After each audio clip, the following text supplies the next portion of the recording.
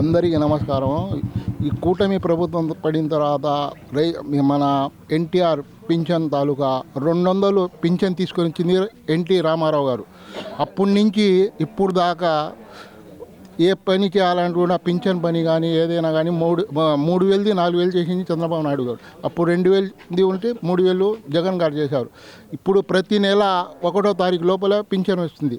మాకు ఈ 5 సంవత్సరాల నుంచి కాలువలు కానీ ఏదైనా కానీ మాకు హుస్సేన్ నగర్లో ఎవరికీ లేవు. అప్పుడు కాలువలు వేసి వదిలిపెట్టేశారు. ఈ రోడ్లో పొన్నూరు రోడ్లో ఎంతమంది దెబ్బలు తగిలినాయి, ఎంతమంది చాలా ఇబ్బంది పడ్డారు. ఏంది దుమ్ము దోళ్ళి పిల్లలు కూడా పడిపోయారు, హాస్పిటల్ పాలయ్యారు. ఈ రోడ్డుకి పట్టించుకునే వాళ్ళు లేరు. మొన్న ఎలక్షన్ ముందర వచ్చి చూతూ అని డ్రైనేజ్ కూడా మాకు లేవు, సైట్ కాలువలు కూడా లేవు. ఏంది ఏ పని చేయాలంటే కూడా టీడీపీ హయాంలోనే చంద్రబాబు నాయుడు కాలనీ అని కానీ హుస్సేన్ నగర్ పట్టాలు కానీ బోరింగ్ కానీ ఏదైనా టీడీపీ హయాంలో